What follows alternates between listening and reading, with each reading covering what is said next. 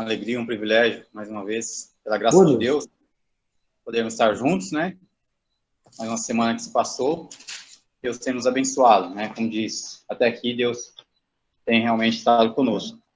Nós vamos estar falando nessa noite com os irmãos, a princípio, Gênesis capítulo 3, versículo 9 e versículo 10. Gênesis 3, verso 9 e 10. Diz o seguinte: E chamou o Senhor Deus ao homem e lhe perguntou: Onde estás? Ele respondeu: Ouvi a tua voz no jardim, e porque estava nu, tive medo e me escondi. Talvez, né, se nós fôssemos observar, a primeira vez que o homem pudesse ter realmente esse sentimento de medo. E, na realidade, todo mundo, algum dia, alguma vez, e até mesmo no dia a dia, já sentiu medo ou vai sentir, né, o medo. Mas será que é pecado ter medo? Nós vamos estar realmente entendendo isso. O que é o medo, né? Então, o medo, ele é um sentimento, e ele faz parte, né, de cada um de nós. Ele está realmente em nós. Mas Deus, ele deu esse sentimento com um propósito. Nós vamos estar entendendo isso. Da mesma forma que, quando nós sentimos uma dor, né, nós vemos algumas limitações no nosso corpo. Então, existe o quê? A dor, né, que nos afasta, muitas vezes, do perigo. Não sei se você já viu casos de pessoas que não sentem dor, mas automaticamente as pessoas sofrem na sua carne, porque às vezes se queimam e não sentem a dor do queimado, né? E assim não percebem o risco que estão correndo ali ao se aproximar de alguma coisa. Às vezes pisam num prego, vamos imaginar, e às vezes não sentem aquilo naquele momento, não é verdade? E aí estão correndo realmente um grave risco, estão se machucando, porque tem essa doença que prive elas de sentir a dor. Agora, o que é o medo? Né? Eu anotei algumas definições, só para a gente dar uma introdução aqui, que a gente vai falar. O medo é antecipar uma coisa ruim e ficar preocupado com ela. Uma pessoa pode ter medo de que vai acontecer com ela ou com outra pessoa. O medo pode ser útil e bom. Quando? Né? Nós vamos ver isso. Então, o medo, ele pode ser bom e ele também pode ser ruim, né? Agora nós vamos ver alguns exemplos de medo e vamos jogar realmente na nossa vida, no dia a dia. O primeiro exemplo que nós observamos aqui, de Adão e Eva, né? A ordem de Deus é o quê? Não comer do fruto. E nós automaticamente nós observamos que foram seduzidos, né? Mas tiveram todas as condições de vencer, mas acabaram falhando, né? Por que eles tiveram condições de vencer? Porque eles eram perfeitos, eles eram santos, e Deus colocou eles em uma encruzilhada. Ou vocês vão para a direita, ou vocês vão para a esquerda. Ou vocês obedecem, ou vocês desobedecem. Vocês vão escolher o que vocês querem para vocês, ok? Então, eles escolheram comer do fruto, né? Porque acharam que seriam igual a Deus, como a serpente, né? Como o diabo ali acabou realmente atentando para esse lado. E aí eles acabaram caindo e comeram do fruto. Quando eles comeram do fruto, aconteceram umas coisas ali que não aconteciam antes. A primeira coisa, perceberam que estavam nus. Viveram ali durante muito tempo, vamos dizer, né? Nunca tinham percebido isso. E ao perceber que estavam nus, eles fizeram o quê? Sentiram medo, né? A própria expressão, porque eu estava nu, tive medo e me escondi. Né? Então, esse sentimento, automaticamente, podemos dizer, ele não existia, esse medo. Né? O homem ia ter medo de quê? Na verdade, ele ia ter medo de quê? Mas agora ele tem medo porque ele fez algo de errado. Ele desobedeceu a ordem de Deus. Agora ele abriu os olhos. Ele percebeu que estava numa condição diferente agora. Antes do quê? Antes ele estava ao lado de Deus. Antes ele tinha perfeita comunhão com Deus. Antes tinha um diálogo com Deus. Mas agora, ao desobedecer, o que acontece? Ele sente medo. Ele sente medo. Porque agora vai vir o quê? As consequências. Da mesma forma que uma criança, quando faz alguma coisa de errado, ela tem medo porque agora o pai ou a mãe vai perceber que ela errou, vai perceber que ela fez aquilo que não deveria ter feito e vai fazer o quê? Vai corrigir. Vai corrigir. Então, esse sentimento, né, essa definição de coisas do futuro, automaticamente vai acontecer, porque agora as consequências não são boas, não são agradáveis, e ele tem medo do que vai enfrentar pela frente, ok? Então, a primeira coisa que nós observamos aqui é que Adão teve medo, porque a desobediência produz medo. A desobediência produz medo. Agora, vamos um pouquinho adiante, para a gente entender as situações diferentes. Gênesis capítulo 20, versículo 11, né?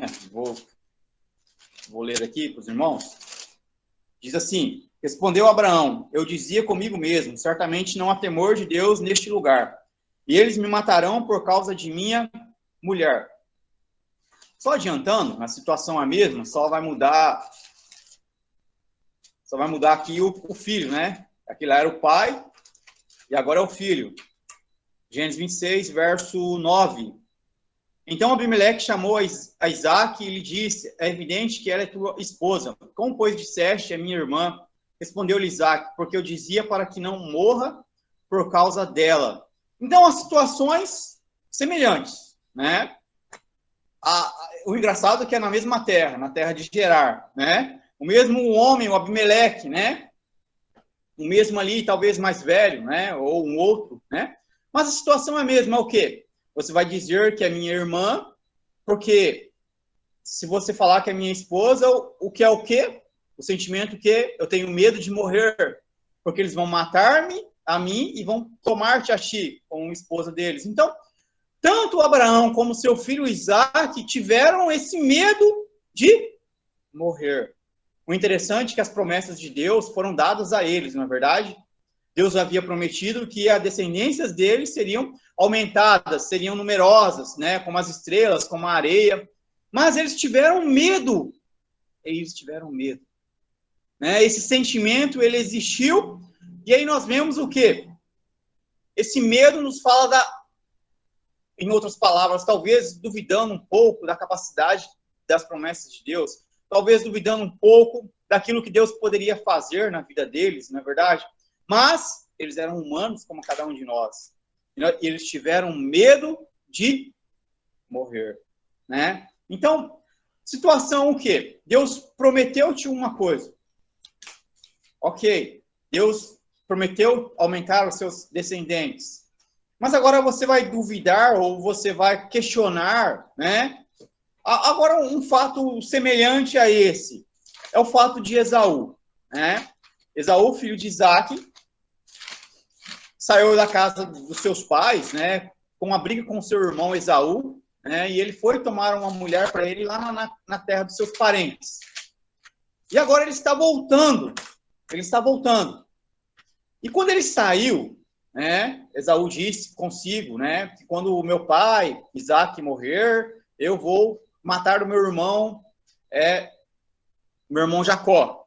Então ele saiu realmente com essa promessa da sua terra que o seu irmão iria matá-lo. E agora em Gênesis capítulo 32, o verso 6 e o verso 8, nós vamos ver aqui um medo de Jacó da mesma forma, né? De uma maneira diferente, é claro, mas vamos lá. Verso 6, voltaram os mensageiros a Jacó dizendo, fomos a teu irmão Esaú, também ele vem de caminho para se encontrar contigo, e 400 homens com ele. Então Jacó teve medo, olha só a expressão, e se perturbou, dividindo em dois bandos o povo, que com ele estava, os rebanhos, os bois e os camelos. Pois disse, se vier Esaú a um bando e o ferir, o outro bando escapará. E aí, logo abaixo, você vai ver uma oração de Jacó, pedindo para que Deus possa livrar ele das mãos do seu irmão Esaú, né? E olha que, da mesma forma, as promessas foram passadas agora para Jacó, não é verdade? Mas quando ele soube que 400 homens estavam vindo com seu irmão, a natureza humana, não é verdade? Não tem como negar. O que aconteceu? Sentiu medo. Né? O medo de enfrentar o seu irmão, o medo de estar diante de uma situação, talvez, que ele não estivesse antes, mas ele tinha que enfrentar essa situação. De uma maneira ou de outra, ele tinha que passar por aquele caminho, né? O seu pai, ainda vivo, né, de idade, prestes talvez a morrer, nós vamos ver que os dois vão até o seu pai, né, antes dele morrer, mas ele sentiu da mesma forma esse medo. Ele sentiu esse medo. E nós observamos aí que agora ele começa a agir de uma maneira diferente, né? Ele vai dividir o seu povo em dois bandos. Ele vai mandar oferendas, né, ofertas para o seu irmão, para poder talvez acalmar aquilo ali, né? Então, ele vai agir de uma maneira, porque ele está com medo. Mas o interessante é que ele faz uma oração, né? Isso nos chama bastante atenção. Se você ler logo abaixo aí, você vai ver que Jacó, ele ora a Deus. Ele entrega nas mãos de Deus, né? E ele diz, olha Deus, você me prometeu tantas coisas, você falou isso, aquilo, outro, né? Agora meu irmão está vindo aí. Imagine que quando nós temos esse tipo de medo, o que acontece? Nós formamos situações na nossa mente, né? Nós já pensamos no pior, não é verdade? Nós já pensamos no que vai acontecer antes de acontecer a situação, né? Ah, agora vai acontecer isso e isso, porque não tem outro caminho, parece que não vai acontecer uma coisa diferente, por causa do medo, né? O medo nos traz convicções, vamos dizer, errôneas daquilo. Às vezes a situação nem vai chegar perto daquilo e nós já imaginamos, nossa, que difícil, como eu vou enfrentar isso? E às vezes, olha, a coisa vai para outro caminho, vai para de outra forma. E aí nós observamos que Esaú, né, não estava pensando em matar Jacó de maneira alguma. Esaú não estava pensando em fazer mal para Jacó. Esaú tinha um desejo de fazer uma reconciliação com o seu irmão. Não é verdade? Ele queria abraçar o seu irmão, ele queria conhecer, né, os filhos do seu irmão, as esposas do seu irmão, ele queria estar ao lado do seu irmão, porque as coisas se passaram, né? O passado ficou para trás, a história mudou, né? A maneira de Esaú encarar a vida agora é diferente, um homem talvez mais maduro, um homem mais vivido, né? Um homem que não deu valores às coisas de Deus, com certeza, né? Mas agora ele não quer fazer mal para Jacó. Mas o medo, o que não faz? Forma ideias. Precisamos tomar cuidado. Uma outra situação, né? Nós já vamos chegar no nosso texto principal aqui, Êxodo capítulo 2, versículo 11 ao versículo 15.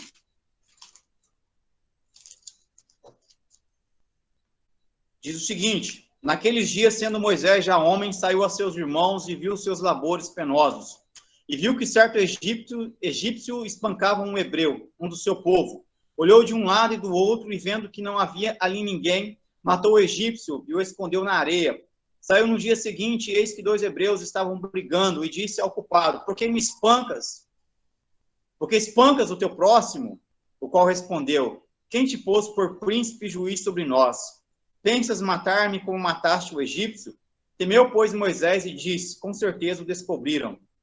Então, até o verso 14 já dá para entender. Então, Moisés, né, já grande, né, foi criado ali pela sua mãe e depois foi colocado ali para a filha de Faraó terminar de criá-lo, mas já sabia os caminhos e os princípios de Deus, né, com certeza. Ele vê um egípcio brigar com um egípcio, com um hebreu, né? E aí o que ele faz? Ele vai e age no impulso da sua carne, né? Na verdade, justiça própria, né? Ele não aceita que um egípcio maltrate um hebreu. E o que ele faz? Acaba agindo ali no impulso e mata o egípcio. E aí esconde ele na areia, como se ninguém tivesse percebido aquilo. Certamente o hebreu que ele livrou, né? Automaticamente, né? Pelas circunstâncias, com certeza deveria ter falado com alguém, né? Da sua linhagem, que Moisés havia o livrado das mãos do egípcio e acabou matando ele. Então, essa notícia se espalhou. E aí, no outro dia, ele vai sair e ele vê 2 hebreus contendendo com o outro. Ele diz: olha, vocês são irmãos, né? Pare com isso é bobagem. E aí um questiona com ele: olha, Por acaso você é juiz? Ontem você matou um egípcio e você talvez queira matar um de nós também. E aí ele percebeu que o fato dele ter escondido na areia, né, não acobertou nada. E aquilo se espalhou. E Faraó, na realidade, chegou aos ouvidos de Faraó. E aí o que aconteceu? Ele teve medo. Da mesma forma, o medo das consequências, o medo da morte. E o que ele fez?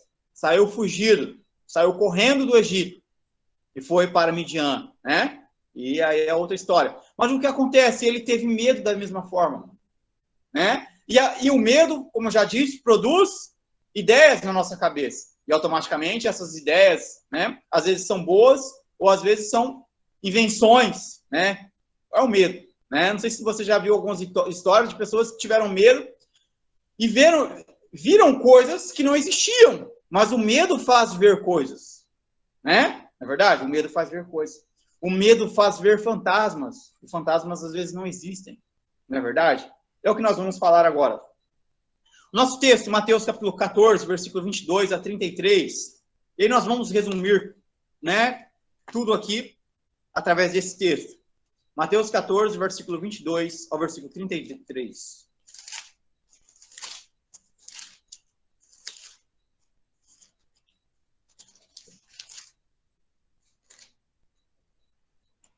Diz o seguinte: logo a seguir compeliu Jesus os discípulos a embarcar e passar adiante dele, para o outro lado, enquanto ele despedia as multidões.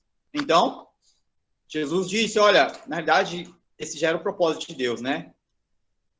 Na realidade, Deus conhece tudo e sabe o que ia acontecer. Então, Deus fez o seguinte, Jesus, eu vou mandar os discípulos primeiro, né? E eu vou ficar aqui despedindo as multidões.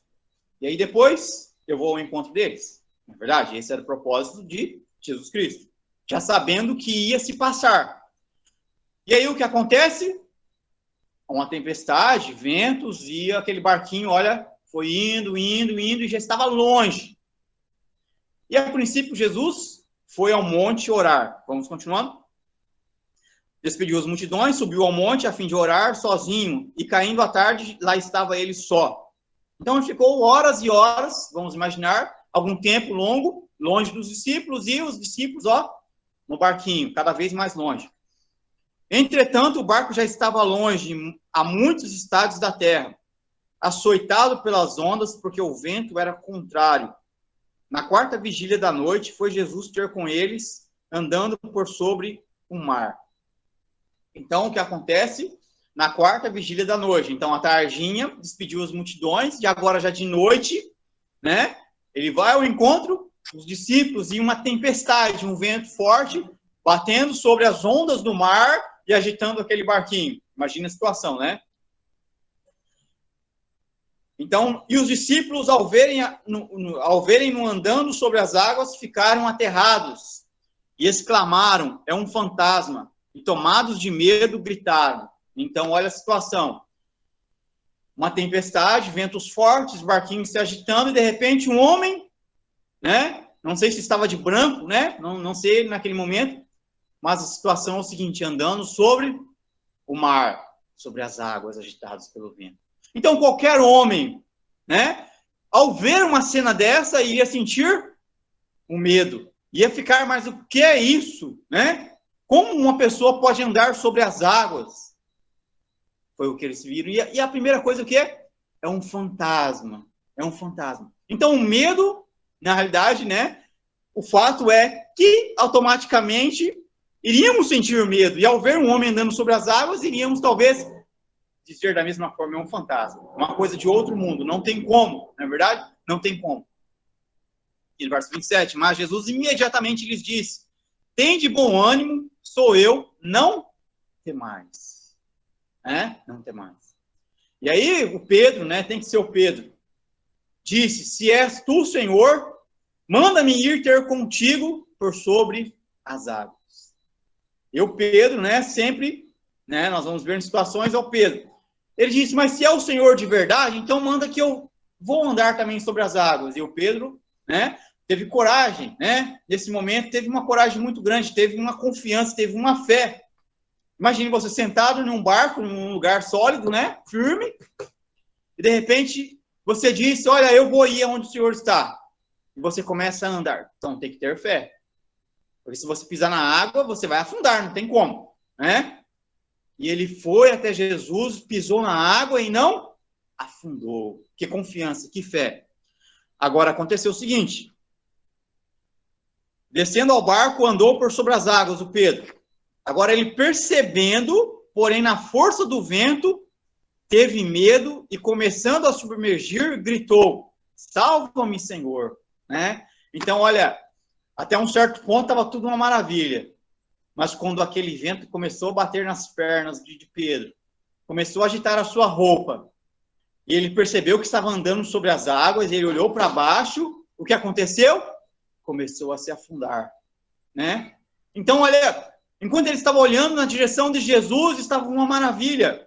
Mas quando ele começou a deixar de olhar para Jesus, começou a olhar para a tempestade, começou a sentir o vento, começou a ver que aquilo não era uma coisa normal, ele começou a questionar, começou a duvidar do que estava acontecendo, o que acontece? Afundou. Né? Então, isso é um exemplo para cada um de nós. Né? O medo, às vezes, ele é bom, porque ele nos priva de situações, não é verdade? Ele nos priva de situações. Imagine o seguinte, se de repente você obedece a uma lei de trânsito, talvez um sinal vermelho, porque você talvez tenha um medo de passar no sinal vermelho e houver uma colisão, não é verdade?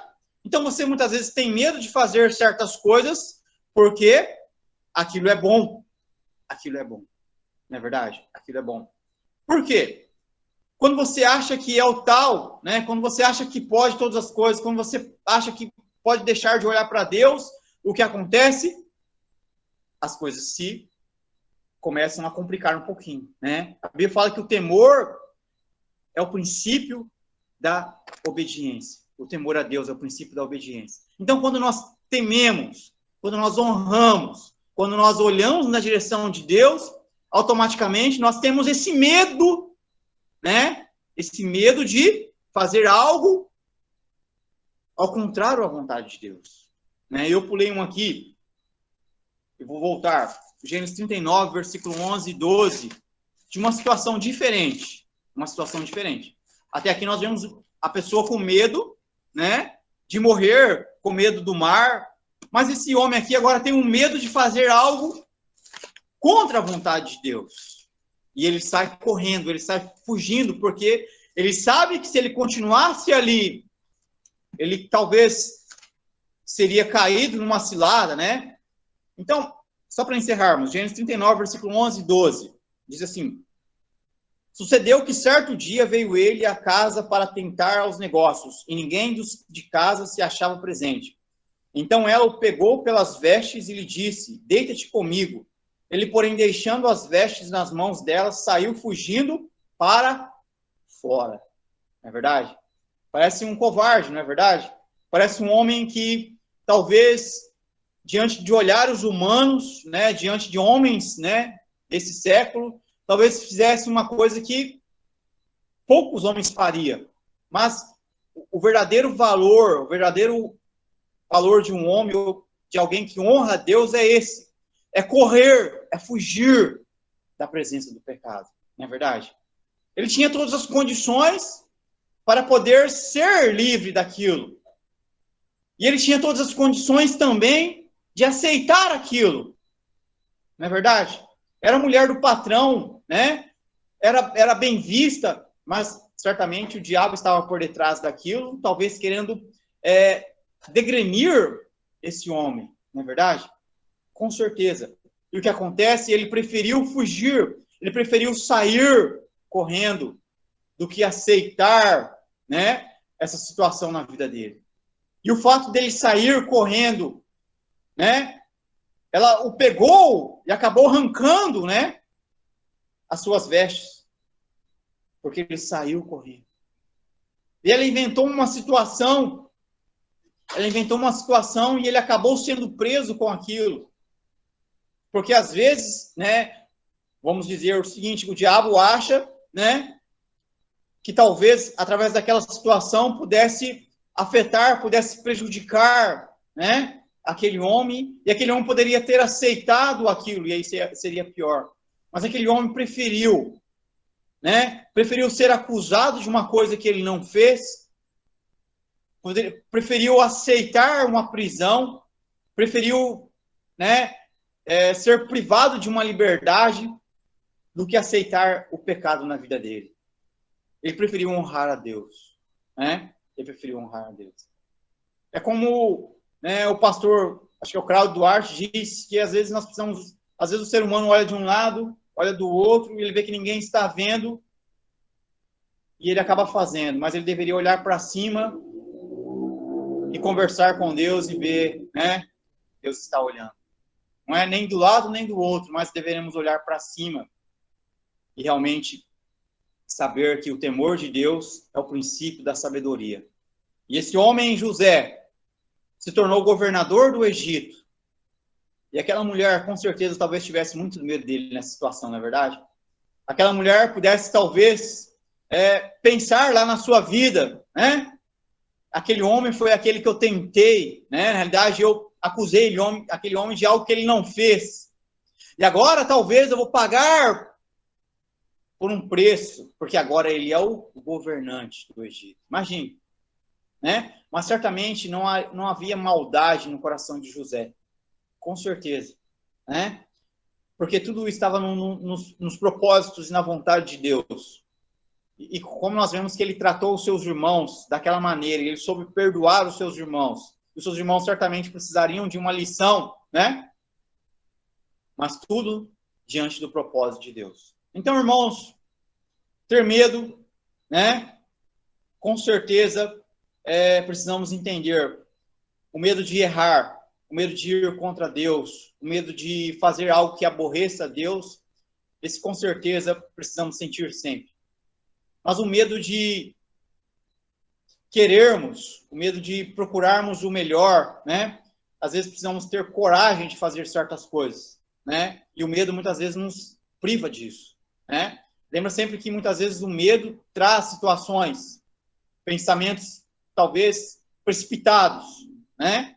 E às vezes aquilo nem vai acontecer de fato. Mas vamos ser como José, né? Ele estava com medo, mas a primeira coisa que nós observamos que ele fez foi orar a Deus, entregar nas mãos de Deus, né? É claro que ele fez algo ali, mas primeiro de tudo, ele entregou nas mãos de Deus. Então, se você sentir o medo de situações, né? Medo da morte, com certeza o cristão não deve sentir de maneira alguma, né?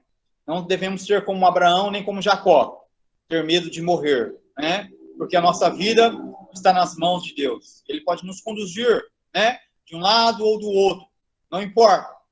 Se Deus está no comando, não importa o que vai acontecer. Lembrar lá de Pedro, né? Ah, Senhor, se o Senhor mandar, eu vou entrar, eu vou pisar, né? Vamos lembrar dessa confiança. Não vamos olhar para a tempestade como ele olhou. Porque quando nós olhamos para a tempestade, para as circunstâncias que estão em nossa volta, vamos sentir medo, né? Então, que Deus esteja nos abençoando, nos iluminando, que a cada instante de nossas vidas possamos viver ela convictas que Deus está no controle de tudo. Todas as coisas cooperam para o bem daqueles que amam e buscam a Deus. Então, que Deus esteja te abençoando, te iluminando. Deus, que Ele esteja abençoando a sua palavra em nossas vidas. Amém.